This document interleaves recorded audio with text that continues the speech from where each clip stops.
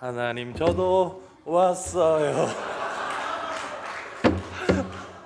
야, 1부 때 보고 2번 보는데 은혜가 됩니다. 와, 네, 많은 신혼부부들의 도전을 바랍니다. 부부 아니어도 좋습니다.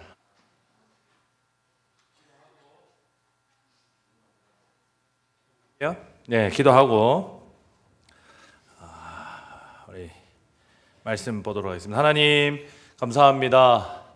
저희 모두 주일을 대할 때 우리 연재 혜진 부부처럼 순수하고 해맑은 마음으로 주님 앞에 섰으면 좋겠습니다. 아버지 하나님, 세상 가운데 힘들게 살다가 그리스도 예수를 만날 때, 예배 가운데 하나님의 천국 잔치를 누릴 때 저에게 참된 기쁨과 하늘의 행복을 맛보는 경험을 함께하게 하여 주옵소서. 말씀을 듣습니다. 우리 청년들이 말씀 가운데서 삶의 이유와 목적, 하나님 나라의 방향을 찾게 하여 주옵소서. 살아계신 예수님 이름으로 기도합니다. 오늘은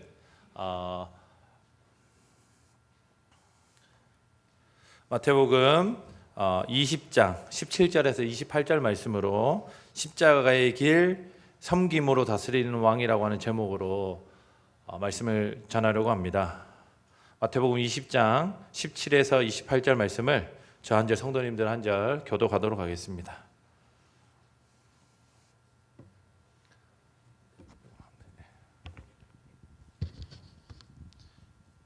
네, 핸드마이크 쓰겠습니다. 자, 우리 말씀 함께 교독하겠습니다. 마태복음 20장 17절에서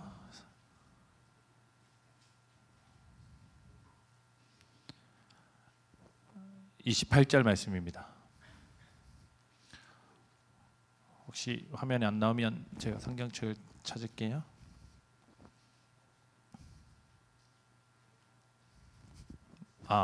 네. 그러면 저도 혹시 저 화면을 보여주실 수 있나요? 네.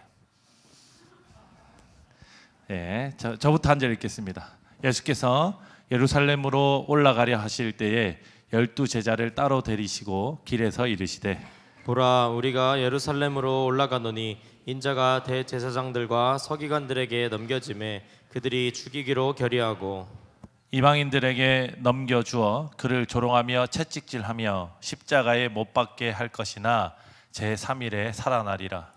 그때에 세베대의 아들의 어머니가 그 아들들을 데리고 예수께 와서 절하며 무엇을 구하니 예수께서 이르시되 무엇을 원하느냐 이르되 나의 이 2 아들이 주의 나라에서 하나는 주의 우편에 하나는 주의 좌편에 앉게 명하소서. 예수께서 대답하여 이르시되 너희는 너희가 구하는 것을 알지 못하는도다. 내가 마시려는 잔을 너희가 마실 수 있느냐? 그들이 말하되 할 수 있나이다. 이르시되 너희가 과연 내 잔을 마시려니와 내 좌우편에 앉는 것은 내가 주는 것이 아니라 내 아버지께서 누구를 위하여 예비하셨든지 그들이 얻을 것이니라. 10 제자가 듣고 그 2 형제에 대하여 분히 여기거늘 예수께서 제자들을 불러다가 이르시되 이방인의 집권자들이 그들을 임의로 주관하고 그 고관들이 그들에게 건세를 부리는 줄을 너희가 알거니와 너희 중에는 그렇지 않아야 하나니 너희 중에 누구든지 크고자 하는 자는 너희를 섬기는 자가 되고 너희 중에 누구든지 으뜸이 되고자 하는 자는 너희의 종이 되어야 하리라. 인자가 온 것은 섬김을 받으려 함이 아니라 도리어 섬기려 하고 자기 목숨을 많은 사람의 대속물로 주려 함이니라. 아멘. 네, 사랑하는 우리 청년 여러분, 저희는 마태복음 말씀을 통해서 진정한 왕이 누구신가, 이 땅의 참된 통치자가 누구신가를 지속해서 살펴보고 있습니다. 오늘 그 맥락 가운데서 예수님이 예루살렘에 입성하기 전에 제자들과 나누는 이야기, 제자들이 예수님께 기대하는 내용들을 함께 살펴서 저희가 어떤 왕을 섬기는 제자들로 살아갈 것인가에 대한 말씀을 함께 나누려고 합니다. 오늘 본문 17절을 한번 읽어보도록 하겠습니다. 오늘 본문 17절입니다. 네, 같이 읽겠습니다. 시작. 예수께서 예루살렘으로 올라가려 하실 때에 12제자를 따로 데리시고 길에서 이르시되. 예, 오늘 본문의 배경은 예수님께서 예루살렘 성으로 들어가는 과정입니다. 여러분, 이스라엘 왕은 예루살렘 성에서 자기의 거처를 삼습니다. 모든 왕들이 수도와 자신이 안전하게 기거할 수 있는 성을 쌓고 그 성 안에 거하는 것처럼 예루살렘 이스라엘 왕들도 누구든지 예루살렘과 예루살렘에 있는 성에 거하면서 자신의 안전과 자신의 정통성과 자신의 권위를 드러내고자 하는 것이 왕의 방식이고 왕이 거하는 장소였습니다.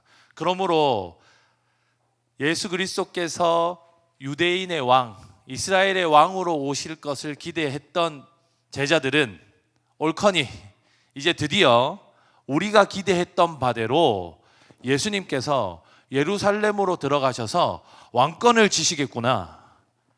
예수님께서 왕에 등극하시면 우리 12명의 최측근들은 왕의 권력을 나눠 갖게 되겠구나라고 하는 생각을 아주 자연스럽게 할 수밖에 없는 상황이라고 하는 배경적 사실을 여러분들이 기억하시면 좋습니다. 그러나 예수님께서 제자들에게 제시하시는 그리스도께서 예루살렘으로 들어가신 이유는 조금 차이가 있습니다. 우리 18절과 19절을 한번 읽어보도록 하겠습니다. 18절과 19절입니다. 같이 읽겠습니다. 시작. 보라, 우리가 예루살렘으로 올라가노니 인자가 대제사장들과 서기관들에게 넘겨짐에 그들이 죽이기로 결의하고 이방인들에게 넘겨주어 그를 조롱하며 채찍질하며 십자가에 못 박게 할 것이나 제3일에 살아나리라. 네, 지금은 선거 기간입니다. 선거 기간에 설문조사를 해서 누가 몇 퍼센트 확률로 당선될 것인가라고 하는 조사 과정을 거칩니다. 그리고 거기에서 보통 10% 이상 차이가 나면 거의 유력하게 그 사람이 당선될 것을 점칩니다.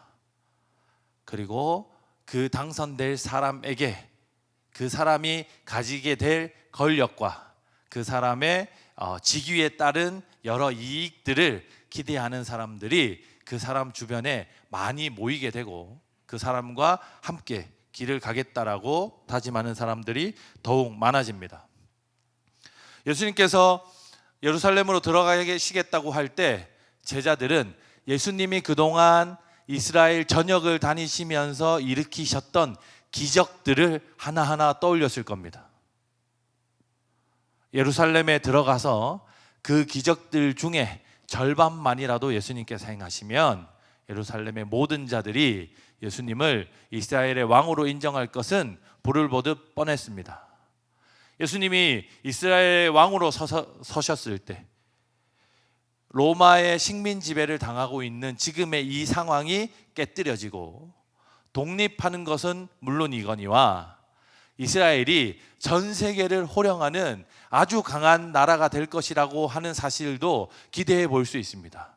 왜냐하면 예수님께서는 식량을, 군량미를 무한정 생산해 내실 수 있으신 분이기 때문에 그렇습니다. 질병에 걸린 군사들을, 전쟁에서 다친 자들을 손쉽게 치유하실 수 있는 왕이시기에 그리스도의 군대, 그리스도께서 왕이 되시는 군대는 불을 보듯 전 세계를 호령하게 될 것이라고 누구나 쉽게 특히 예수님 옆에서 그 기적들을 고스란히 봤던 제자들은 그 예수께서 반드시 그 일을 이루어 주실 것이라고 확신하고 있었을 것입니다. 그런데 오늘 18, 19절을 봤더니 예수님께서 보라 우리가 예루살렘으로 올라가노니 인자가 대제사장들과 서기관들에게 현재의 권력자들에게 넘겨짐에 그들이 죽이기로 결의하고 이방인들에게 넘겨주어 그를 조롱하며 채찍질하며 십자가에 못 박게 할 것이나 죽을 것이나 제3일에 살아날 것이다 라고 예수님께서 예루살렘에서 행하실 일들, 당하실 일들에 대한 이야기들을 하게 됩니다. 여러분, 사실 이 본문의 18, 19절에서 가장 핵심 본문은 19절 말미인 제3일에 살아나겠다라고 하는 예수님의 부활 선언입니다. 그러나 제자들은 그 예수님의 부활 선언은 온데간데 자기의 머리에 전혀 들어오지 않았을 것입니다. 왜냐하면 자기들이 기대하던 바대로 왕권을 쥐시는 게 아니라 대제사장들과 서기관들에게 잡혀 죽게 될 것이다 라고 이야기하고 계시기 때문입니다. 제자들은 예수님을 따라다니면서 예수님이 허투루 이야기하는 것을 듣지 못했습니다. 예수님은 그의 하신 이야기들을 반드시 지키고 이루시며 온갖 기적들로 그의 말씀, 성경의 예언들을 성취하시는 자였습니다. 그런데 이들이 기대했던 왕권을 쥐고 권력을 12명에게 나누어주는 왕이 되시는 게 아니라 결국 대제사장들과 서기관들에게 죽게 될 것이라고 하시는 예수님의 이야기는 제자들에게 아주 큰 충격이었을 것 같습니다. 사랑하는 청년 여러분, 여러분은 예수 그리스도를 따르는 이 길에 왜 들어서셨습니까? 어떤 이유 때문에 여러분은 이 교회에 출석하고 계십니까? 예수님은 여러분을 왜 선택해서 무리와 군중이 아닌 제자들로 여러분을 이 교회로 부르셨을까요? 여러분은 교회를 다니시면서 무엇을 기대하고 계십니까? 예수를 믿고 나서 무엇을 얻으려고 하십니까? 예수님과 함께하는 이 공동체 안에서 여러분이 무엇을 기대하고 계십니까? 제자들은 예수님이 자신들의 권력을 대신 얻어내시고 그 권력을 자기들에게 나누어 주길 기대하셨습니다. 이것은 오늘 본문에 등장하는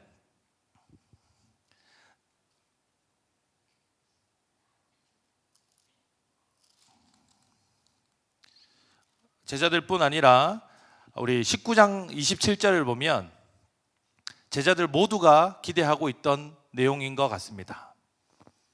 우리 19장 27절을 마태복음 19장 27절을 같이 한번 읽어보도록 하겠습니다.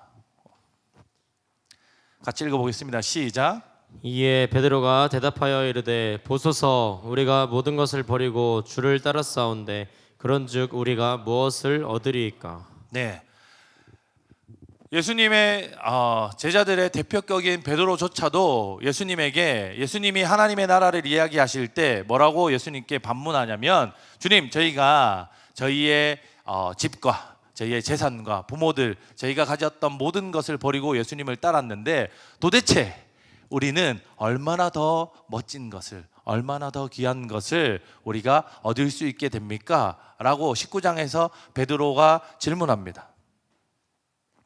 오늘 본문에 등장하는 세베대의 아들 야고보와 요한이 예수님 엄마에게 부탁해서, 자신의 어머니에게 부탁해서 예수님을 설득하는 장면이 도드라지지 않더라도 예수님의 제자들 모두는 예수님을 따라서 걸으면, 예수님에게 가까이 있으면, 신앙을 유지하고 공동체를 이루면, 교회에 출석하면 예수님께서 반드시 자기들에게 큰 은혜를 갚을 것이라고 생각했습니다. 그러나 그 예수님께서는 그들의 생각들을 깨트리시고 그들의 생각이 하나님께서 계획하신 바와 다름을 증명하시려고 합니다. 이사야 53장 5절을 함께 읽어보도록 하겠습니다. 이사야 53장 5절입니다. 함께 읽겠습니다. 시작. 그가 찔림은 우리의 허물 때문이요 그가 상함은 우리의 죄악 때문이라. 그가 징계를 받음으로 우리는 평화를 누리고 그가 채찍에 맞음으로 우리는 나음을 받았도다. 이스라엘 백성에게 전통적으로 예언되어지고 있던 메시아는 자신이 찔려서 타인을 낫게 하는 메시아입니다. 자신이 고난받고 징계를 받음으로 자신의 백성들에게 평화와 나음을 선물하는 메시아입니다. 이스라엘 백성들이 기다려야 하는 메시아를 하나님께서 일찌감치 선지자들의 예언을 통해서 가르쳐 주셨습니다. 그럼에도 불구하고 자신의 욕망을 따라서 살던 제자들은, 이스라엘 나머지 백성들과 군중 무리들은 그런 메시아가 아니라 자기의 필요를 채워주는, 자기에게 큰 은혜, 큰 권력, 힘을 쥐어주는 왕을 기다리고 있는 것입니다. 그런데 그 예수 그리스도를, 그 메시아로 오신 예수 그리스도께서 빌립보서 2장 8절처럼 행동하십니다. 우리 빌립보서 2장 8절 함께 읽어보겠습니다. 함께 읽겠습니다. 시작. 사람의 모양으로 나타나사 자기를 낮추시고 죽기까지 복종하셨으니 곧 십자가에 죽으심이라.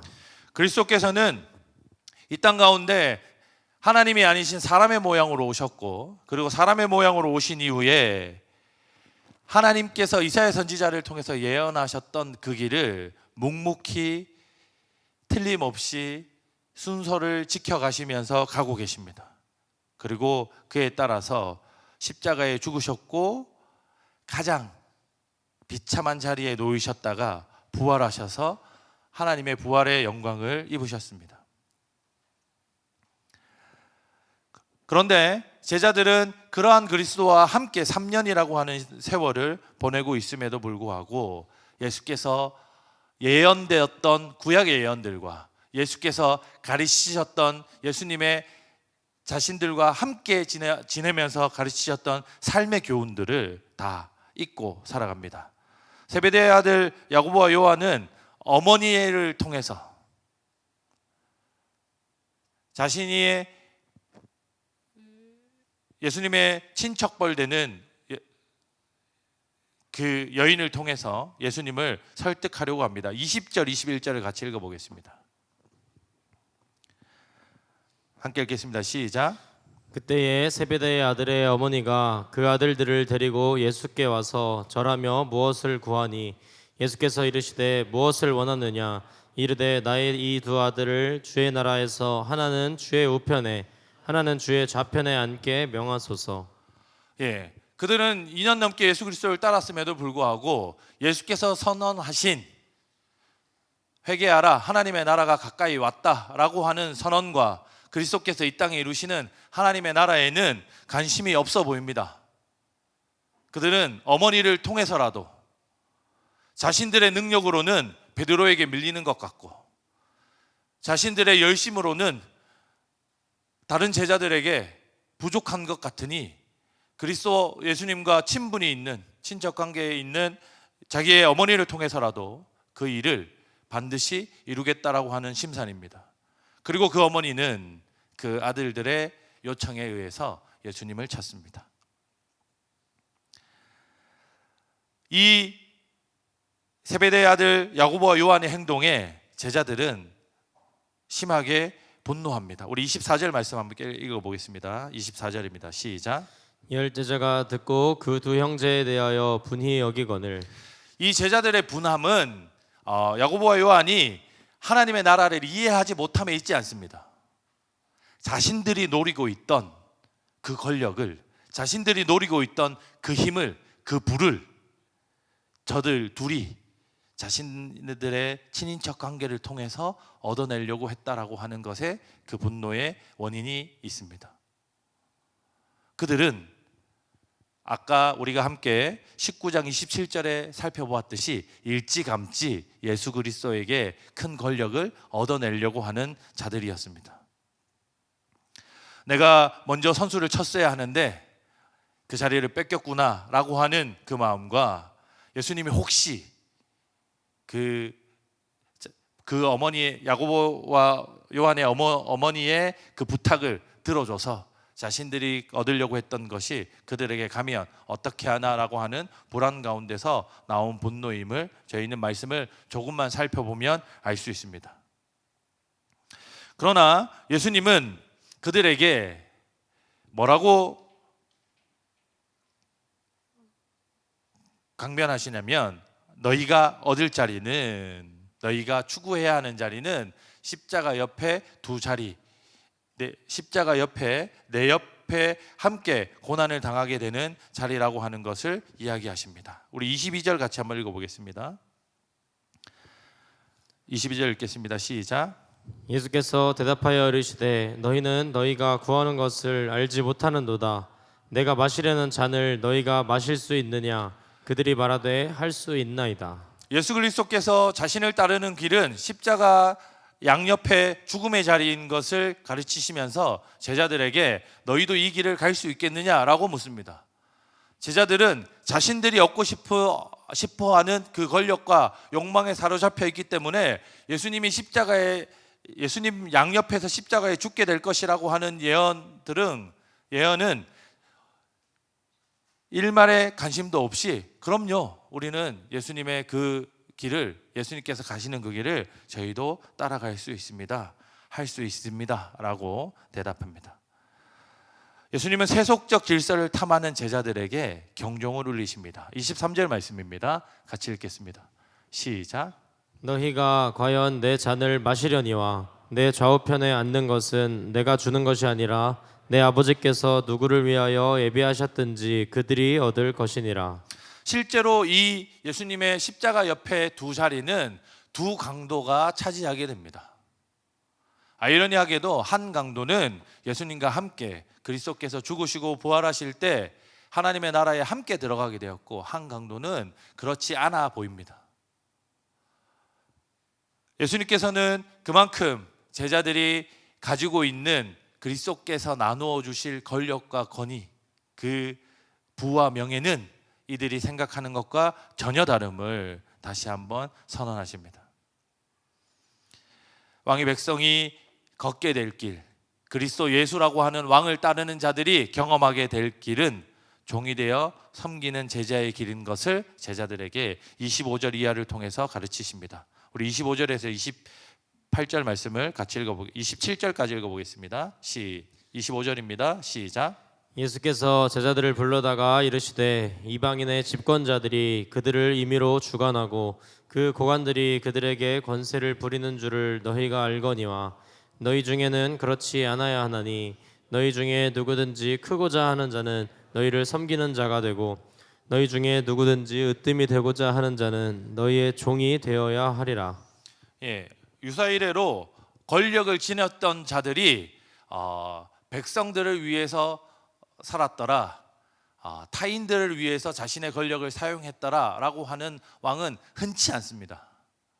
그리고 그의 삶 전체가 그랬던 왕은 단 한 명도 존재하지 않습니다. 왕이 자신의 권력을 탐하고 자신의 힘을 사용하는 일은 자연스러운 일입니다. 제자들도 모두 알고 있고 동의하듯이 다 모든 권력자들이 그렇게 행동했습니다. 그럼에도 불구하고 그들의 왕, 이스라엘의 참된 왕으로 오시겠다라고 말씀하시는 예수 그리스도는 자신이 온전히 그들을 위해서 자신의 모든 것을 바치겠다고 말씀하십니다. 세상 나라의 구조는 우리가 흔히 생각하기에 피라미드 구조입니다. 어떤 특정 지도자가 결정되고 나면 그 지도자의 측근들,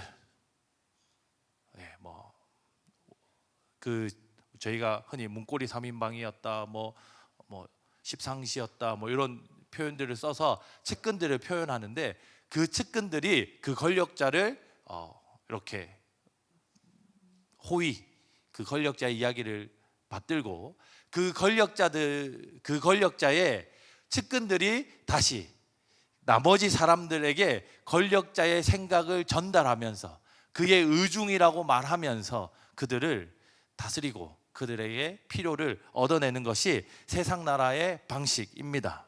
그리고 그러한 방식은 여러분들도 저도 쉽지 않게 주변에서 자주 목격하게 됩니다. 그럼에도 불구하고 예수 그리스도께서는 새로운 길을 제시하시는데, 세상의 방식이 탑다운 방식이라면 그리스도께서 제시하는 방식은 여러분들이 자주 사용하는 바텀업 방식입니다. 그런데 바텀업 방식에 차이가 있습니다. 바텀업 방식은 주로 밑에 많은 무리들이 제안하는 의견과 그들의 필요와 요구를 위쪽에서 수용하고 받아준다라고 하는 이야기인데, 그리스도 하나님의 나라의 바텀업 방식은 조금 다릅니다. 그리스도 예수께서만 가장 밑자리를 차지하십니다. 여러분은 모두 예수께서 12제자를 선별하여 모으신 것처럼 그리스도께서 여러분 제자 공동체인 여러분을 그리스도께서 선별하여 부르신 겁니다. 그래서 그리스도가 가장 섬김과 낮은 자리에 서서 제자들을 찾습니다. 마치 야고보와 요한이 차지하려고 했던 그 예수님의 오른팔과 왼팔의 자리를 여러분에게 예수님께서 제안하십니다. 지금 만약에 저를 비유해서 말씀드리면 예수께서 가장 낮은 섬김의 자리에 서신 다음에 윤희준 전도사님과 김예희 청년의 자리에 누가 섬김과 희생의 자리로 이 자리를 차지할지를 예수께서 고민하시고 선정하셔서 부른단 말입니다. 청년부를 예를 들면 그렇습니다. 하나님께서 가장 섬김의 자리에 그리스도 예수님이라고 하는 자신의 아들을 두시면서 소위 이 청년부 공동체를 책임지는 구민건 목사님을 가장 섬김과 희생의 자리에 두시고 나머지 사역하는 우리 3명의 간사들을 그의 오른팔과 왼팔로 두시면서 섬김과 희생을 요구하십니다. 그리고 그들과 함께 훈련하는 목자들을 그 다음 자리에 두시면서 다시 그들에게 배운 바대로 희생하고 섬기면서 그들을 보호하고 지키는 역할들을 맡기십니다. 그렇다면 여러분 옆에 앉아있는 목자들의 얼굴을 한번 보시기 바랍니다.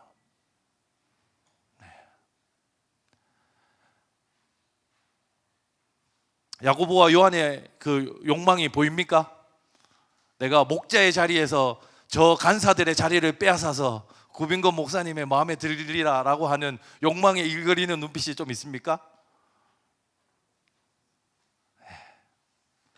사실 우리가 생각하는 하나님 나라의 섬김의 방식은, 하나님 나라가 다스려지는 방식은 반드시 이 목회자들과 우리 사역하는 간사들과 여러분의 목자들이 수고하여 애쓰고 땀 흘리고 하나님 앞에 울부짖으며 눈물 흘려 그들을 위하여 중보해야만 생기어지는 나라, 그렇게 해야만 서가는 나라가 그리스도께서 여러분에게 전하고 싶은 하나님의 나라인 줄 믿으시기 바랍니다. 그리고 여러분 간사님들은, 여러분 목자들은 그러한 자들로 그리스도께서 선별하여 부르셨다라고 하는 확신을 가지셔야 합니다.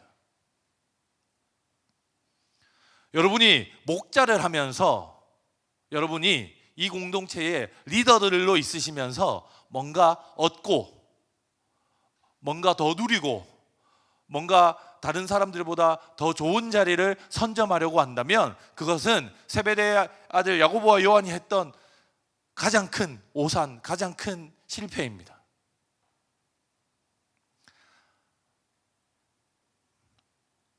제가 여러분의 담당 사역자가 아니기 때문에 제가 여러분에게 이야기하는 건 조금 어렵긴 한데 어제의 상황들을 가지고 이야기를 해보면 그렇습니다. 어제 저희 청소년부에서 그 친구 초청 모임을 했습니다.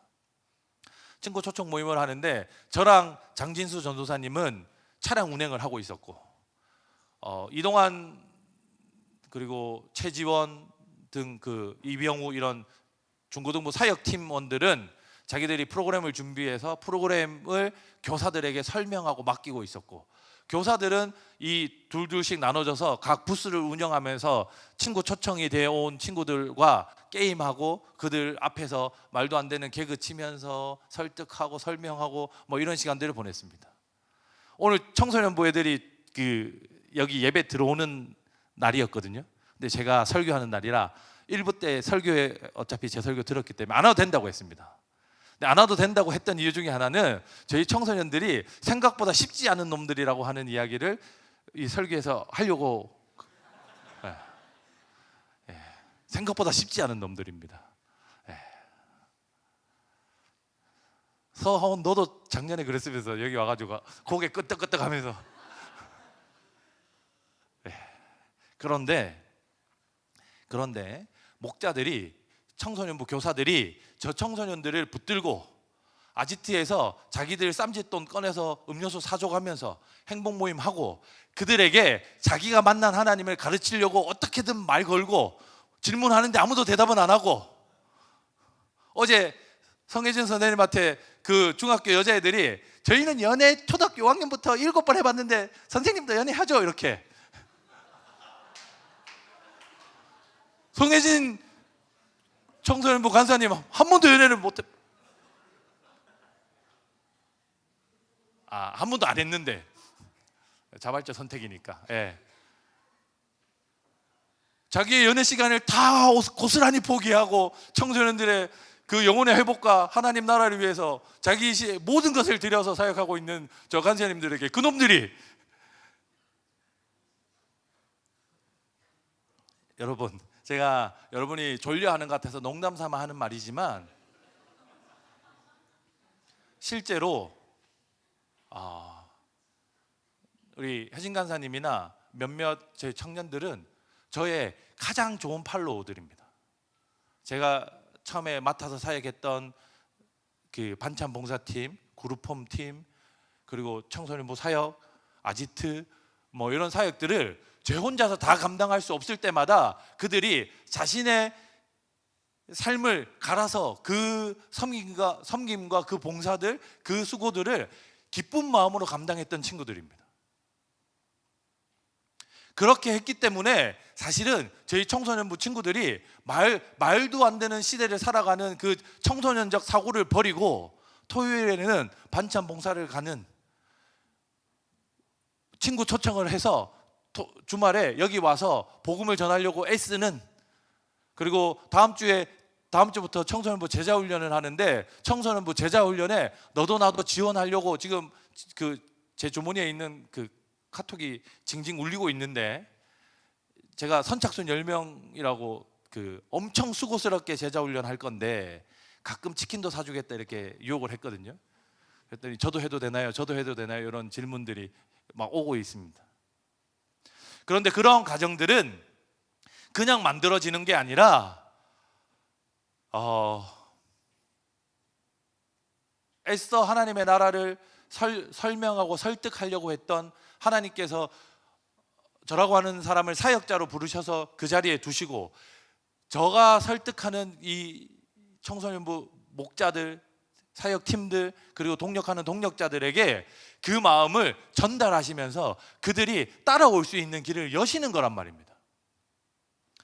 3, 4년 지나 머지않아서 그 친구들이 20살이 되고 21살이 되면 청년부에 올라와서 찬양팀도 하고 사역팀도 하고 뭐 봉사도 다니면서 부서마다 교사도 하고 그렇게 할 겁니다. 그 길이 여러분들이 가신 길이기 때문에 그렇습니다. 여러분들이 만약에 지금 여러분들 마음대로 대학 갔다고 음주 가무에 빠져서 연애와 이 세상 향락에 빠져서 여러분들 마음대로 산다면, 여러분이 걷는 길이 청소년들이 따라가야 할 길인 줄 모르고 여러분 뜻대로 세상 욕망들을 추구하며 산다면 저희 후배들은 반드시 여러분의 그 길을 고스란히 따라갈 겁니다. 그렇지 아니하고 여러분들이 그리스도께서 가셨던 그 희생과 십자가의 길을 따라 걷기만 한다면 여러분들의 후배들은, 여러분들이 이 철없다고 생각했던 그 녀석들은 여러분의 뒤를 따라다니면서 할머니들을 섬겨내고 공동체와 이 어린아이들을 돌보아내고 가정과 교회 가운데 주신 하나님 나라의 꿈을 가득 안은 채 멋진 제자들로 성장하는 모습을 여러분이 목격하게 될 겁니다. 제가 이 이야기 하려고 오지 말라고 했습니다. 여러분, 청소년부 사역자로 부탁을 드립니다. 그리스도 예수처럼 그 길을 반드시 걸어가 주십시오. 여러분이 걷는 그 길이 우리 청소년들에게, 우리 후배들에게 평생토록 따르고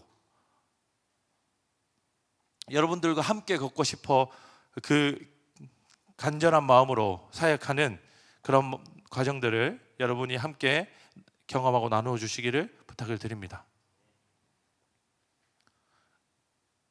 죄송합니다. 제가 비번을 까먹었는데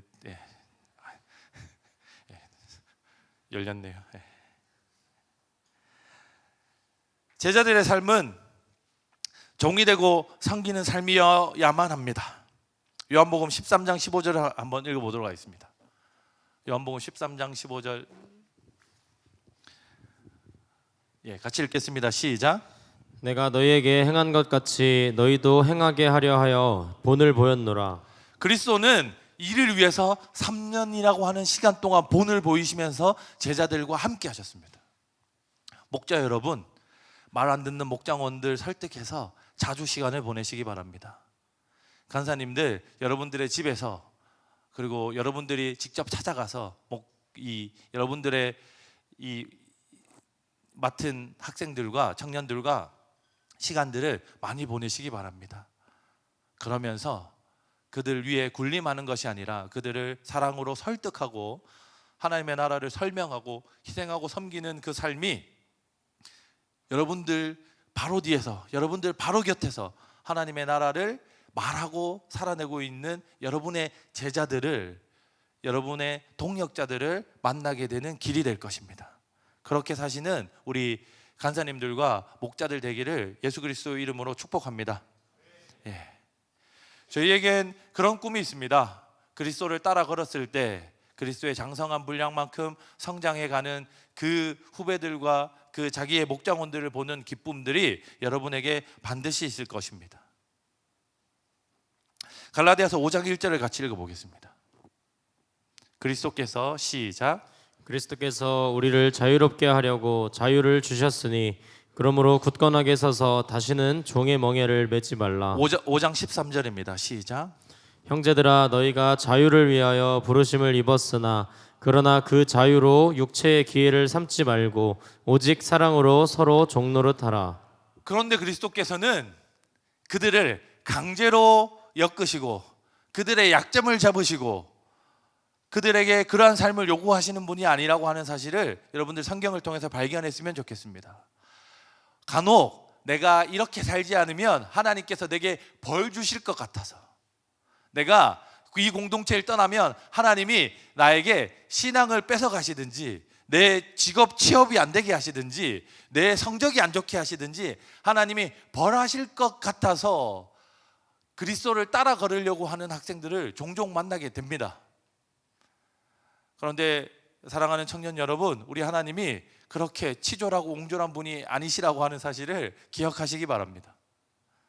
그리스도께서 여러분에게 자신의 생명을 희생하시면서까지 이 삶을 추천하고 같이 가자라고 여러분을 독려하고 계신 이유는 이 삶이 가장 자유롭고 가장 영광스러운 길이기 때문에 그렇습니다. 여러분 스스로 마음에 곱씹어 보시기 바랍니다. 어떤 삶이, 어떠한 길이 가장 가치 있는 길인가를 깊이 생각하시기 바랍니다. 그런데 자유가 주어지면 저희는 그 자유를 가지고 방종하는 일을 자주 범하곤 합니다. 하나님께서 우리를 부르실 때 우리에게 억압하여 우리를 틀 안에 가둬서 부르신 길이 아니기 때문에 우리에게 자유를 주시는데 그 자유를 저희는 자주 실수하고 잘못 다루는 측면들이 있습니다. 우리에게는 우리의 직업 선택도, 우리의 연애 방식도, 결혼도, 취업도, 돈을 얼마나 벌 것인가도, 어떤 자리에 갈 것인가도 모두 여러분의 선택에 달려 있도록 하나님이 여러분에게 자유를 허락해 주셨습니다.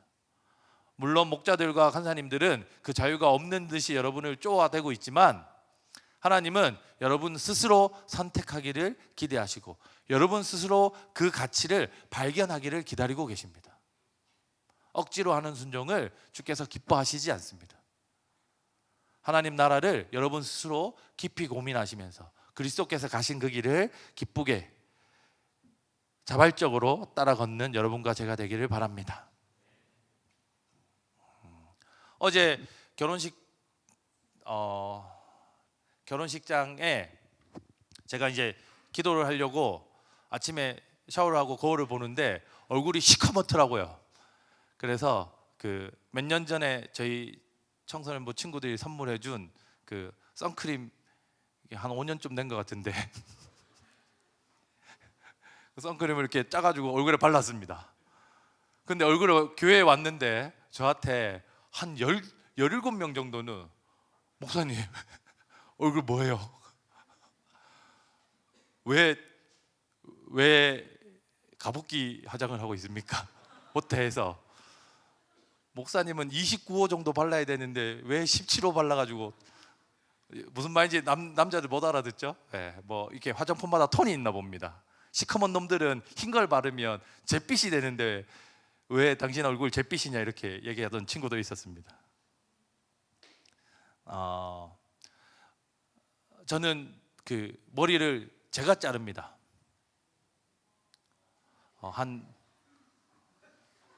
자를 거 없는데 어떤 놈이냐. 23살 때부터 제가 자르기 시작했습니다. 23살 땐 고신대학교 SFC 활동하면서 학사에 살고 이렇게 했는데, 사역하려고 하니까 진짜 돈이 없었습니다. 미용실 그때 5,000원 정도 했던 것 같은데, 기억에. 미용실 갈 돈이 없어가지고 자르기 시작했던 게 지금도 제가 자르고 있습니다. 그래서 제 일을 보면 제가 이제 그냥 거울 안 보고 이렇게 바리깡을 이렇게 자르거든요. 몇 개 안 돼서 금방 자릅니다. 근데 그러다 보면 모양이 웃기게 나올 때가 많습니다. 또 조금 불편한 걸 이야기해 보자면, 청소년부 사역을 하면서 교회에서 전도사, 강도사, 목사로 사역하고 있는데, 청소년들한테까지 밥이나 뭐 이런 맛있는 걸 사주면 좋겠는데 그럴 수 있는 형편과 상황이 잘 안 될 때가 많습니다. 그래서 저는 저희 교사들한테 밥은 제가 사고, 교사들한테 항상 부탁하는 건, 야, 니네 애들은 니네가 사줘라. 왜냐하면 교사들은 뭐 한 10명, 20명 정도고 애들은 50명, 60명 뭐 이렇잖아요. 그러니까 애들 안 사주고 교사들 제가 밥을 사주고 뭐 그렇게 사역하고 있습니다. 그런데 여러분, 그리스도의 길을 따라간다는 건 반드시 불편함과 희생을 감수해야만 되는 길입니다. 저희 장진수 전사님이 스승연 할 때 이 티셔츠를 그 교사들하고 저에게 선물해 준 티셔츠인데, 뭐라고 하면서 선물해 줬냐면, 하도 작은 옷만 입고 다녀가지고 애들하고 큰 사이즈 옷 샀습니다라고 하면서 선물해 줬습니다. 그런데 제가 작은 옷을 입고 싶어서 입는 게 아니라, 살이 쪄가지고 옛날 옷이 안 그래도 작은데 건조기가 옷을 빨 때마다 이렇게 압축시켜 놔가지고 옷이 다 작습니다. 그러면 그 옷 버리고 큰 옷 정도 살 돈 저에게 있습니다. 그런데 미용실 가서 머리 자르는데 요즘 한 만 몇천 원 합니까? 네. 미용실 가서 머리 자르는 것도 그 정도 할 정도 돈은 교회에서 월급으로도 주고, 저희 아내도 일을 하기 때문에 충분히 그 정도 돈은 있습니다. 그런데 이거는 제 얘기입니다. 제 기준 하에서 제가 저희 목자들과 아이들을 사랑하는 방식으로 어떤 삶을 살 것인가라고 고민했을 때, 적어도 옷 사고 머리 자르는 비용은 아껴서 목자들과 제가 담당하는 아이들한테 어떻게 제가 가지고 있는 사랑을 표현할 건지를 좀 결정해야 되겠다, 이런 생각을 한 적이 있습니다. 그래서 머리도 그대로 그냥 제가 이렇게 원빈 윤희준 간사가 제일 크게 웃었습니다. 네. 그렇게 하고 있습니다. 제가 여러분에게 말씀을 드리는 이유는 그런 겁니다. 목자 여러분, 우리 사역자 여러분, 여러분의 필요와 여러분의 이 욕구를 다 채우면서 여러분에게 맡겨진 영혼들을 세우는 길은 제가 알기로는 없습니다. 목자 여러분, 여러분이 편하면서 여러분의 목자원들이 성장하는 길은 없습니다. 여러분의 마음이 행복하면서 여러분 목장원들이 어려움을 극복하는 과정은 절대로 없습니다. 내가 먹고 싶은 거, 갖고 싶은 걸 반드시 억제해야만, 반드시 자제해야만 여러분들의 맡은 영혼들이 성장하고 배부르게 됩니다. 여러분들이 하나님 앞에서 날마다 하나님께 항의하고 따져야만, 그들의 삶을 두고 하나님께 기도하고 부르짖어야만 여러분 목장원들의 삶이 바르게 성장하며 세워집니다. 그리스도의 원리와 방식은 너무나도 분명합니다. 그리스도께서 3년 동안 제자들을 위해서 희생하고 수고하셨기 때문에, 그의 생명을 버리면서까지 하나님의 나라를 제자들에게 가르치셨기 때문에, 제자들은 하나님의 교회의 지도자들로서 12자리 12 공동체를 책임지는 하나님의 사도들로 자리매김할 수 있었습니다. 나중에 야고보도 요한도 하나님의 공동체, 요한 공동체와 야고보 공동체를 이끌면서 그가 예수 그리스도께 받은 가르침과 그리스도께서 하셨던 희생과 섬김을 그들에게 고스란히 전달했습니다. 그래서 그 섬김의, 그 희생의 이어짐에 따라서 오늘날 여러분이 몸담고 있는 교회가 2000여 년이 지난 오늘날까지 이 자리에 든든히 굳세게 서가고 있는 것 아닙니까? 사랑하는 청년 여러분, 여러분의 삶을 허비하지 마시기 바랍니다. 그리스도의 부름을 허투루 여기지 마시기 바랍니다. 그리스도께서 여러분을 부르신 그 부름이 결코 가볍지 않다라고 하는 사실을 믿음으로 여러분의 생각과 여러분의 마음, 여러분의 삶에 새기시기 바랍니다.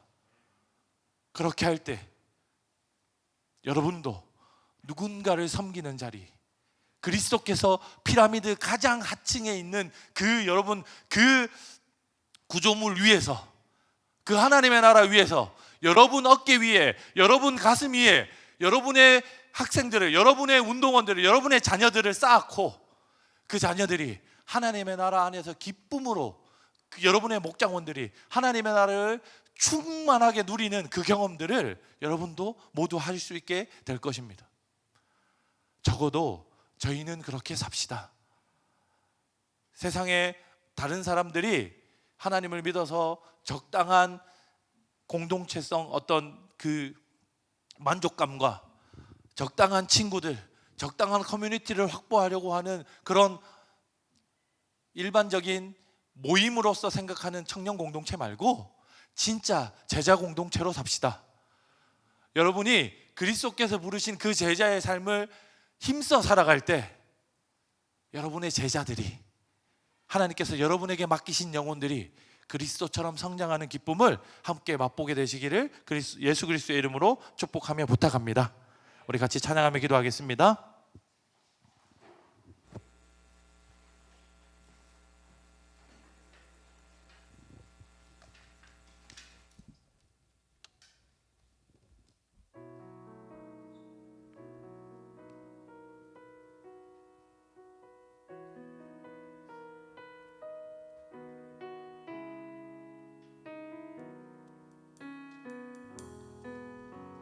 예수 닮기를 내 삶의 소망, 내 삶의 소망, 내가 바라는 한 분, 내가 바라는 한 분, 예수 닮기를, 예수 닮기를 내가 원하네, 내가 원하네. 한없는 사랑, 한없는 풍성한 긍휼, 풍성한 긍휼, 예수 닮기를, 예수 닮기를 내가 원하네. 내가 원하네. 우리 자리에서 일어나서 한 번 더 찬양합시다. 내 삶의 소망, 내 삶의 소망, 내가 바라는 한 분, 내가 바라는 한 분, 예수 닮기를, 예수 닮기를 내가 원하네. 자비하시고 자비하시고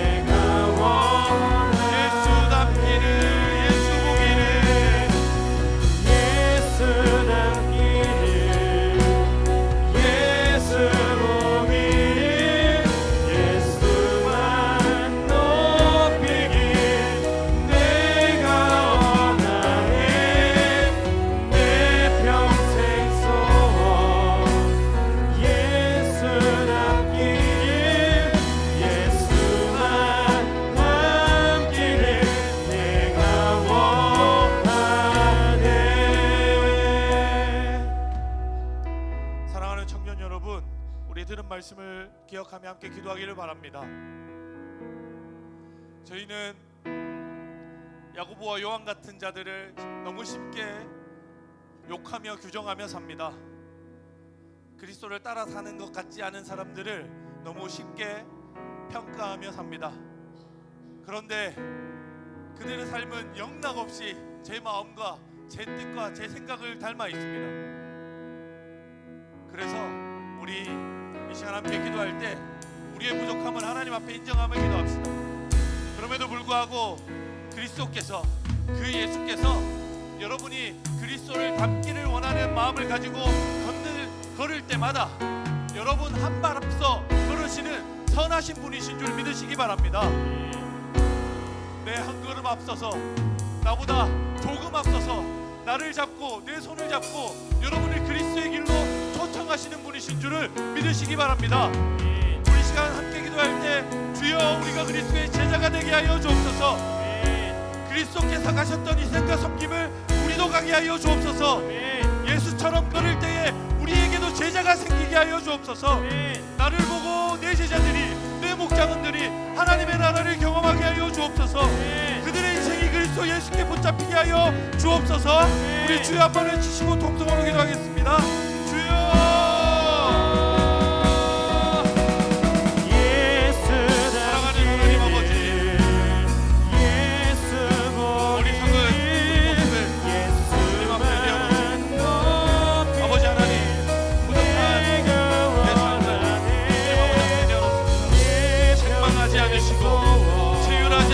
긍휼함으로 우리 삶에 붙드시는 하나님, 나보다 한 걸음 앞장서 내 손을 잡고 그 길을 가시는 하나님 아버지, 아버지 하나님, 우리 청년들이 그리스도 예수께서 가셨던 그 길을 힘써 따라걷도록 주여 함께 하여 주옵소서. 아버지 하나님, 그 길 끝에 있는 영광을 우리가 보게 하여 주옵소서. 그 길 끝에서 하나님의 영광을 우리 함께 누리게 하여 주옵소서. 하나님의 나라를 보고 맛보아 확신하게 하여 주옵소서.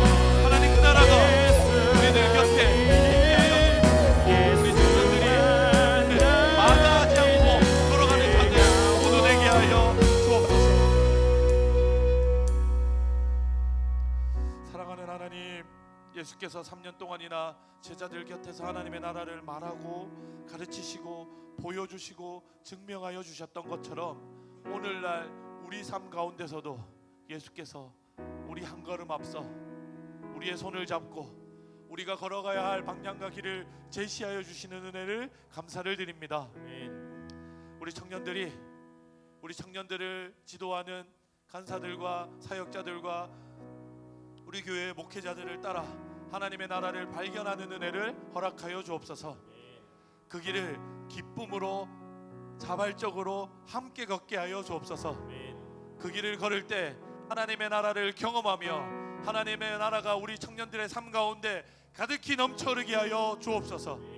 그 하나님의 나라가 우리 청년들을 일깨우며 우리 청년들이 하나님의 나라를 추구할 때 우리 청년들에게 제자들이 생기게 하여 주옵소서.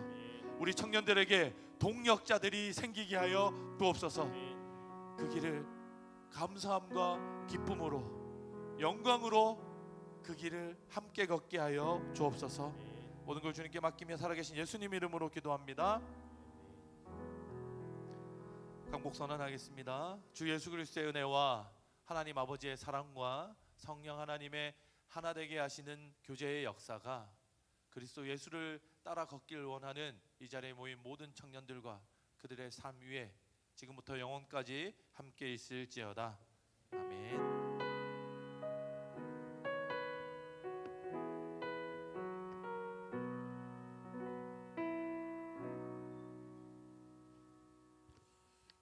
광고의 말씀드리겠습니다.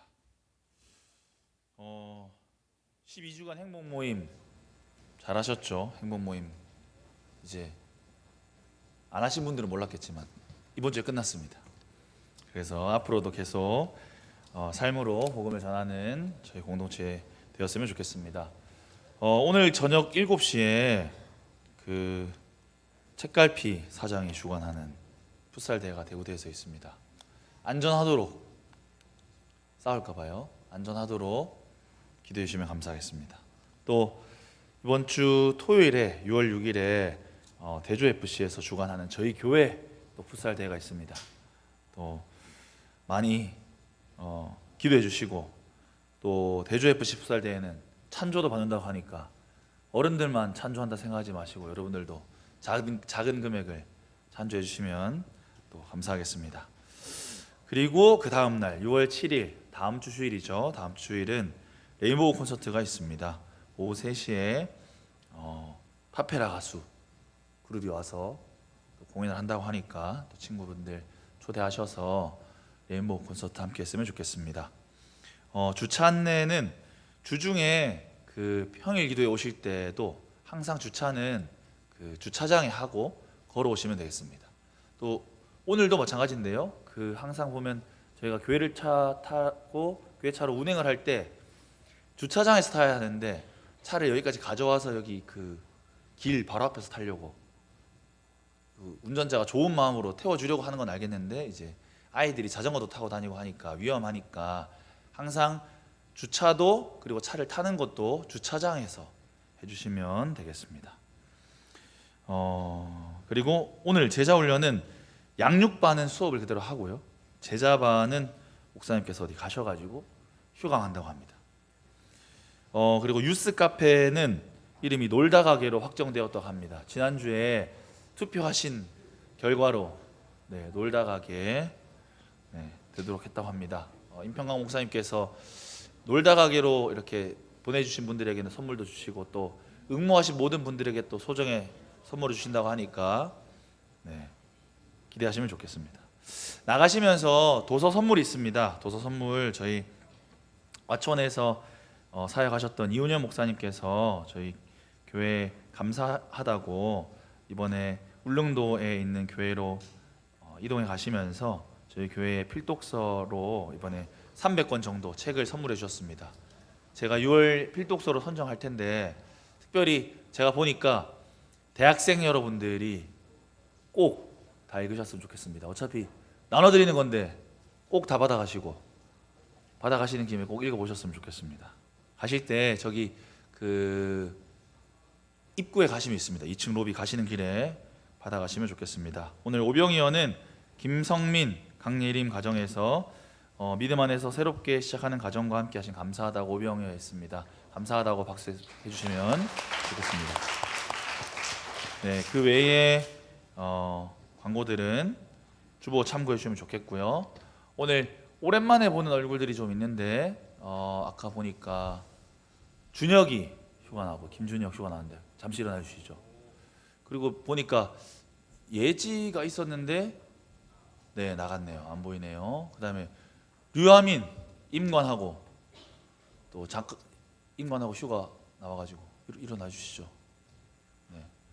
그리고 뭐 또 오랜만에 온 분 있으신가요? 혹시 그리고 또 오랜만에 오신 분 중에 이준호 형님 혹시 이름은 몰라도 열정마술사 다 아실 텐데 준호 형님이 오랜만에 오셔가지고 또 예비 형수님 데려오셔서 11월 21일에 결혼하신답니다. 그래서 미리 한번 인사 오셨는데 또 두 분도 같이 한번 일어나 주시죠.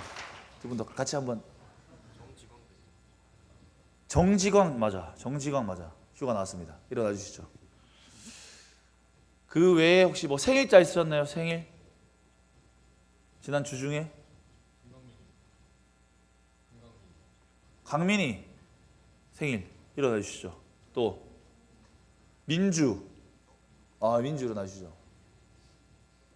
생일이 아니었다고. 맞는데 일어나기 싫다고. 일어나 주시죠. 민주 제발. 또 있으신가요? 생일? 없으시면 저희 지금 오랜만에 온 분들 그리고 생일자들 향해서 손을 뻗어서 축복하면서 마치도록 하겠습니다.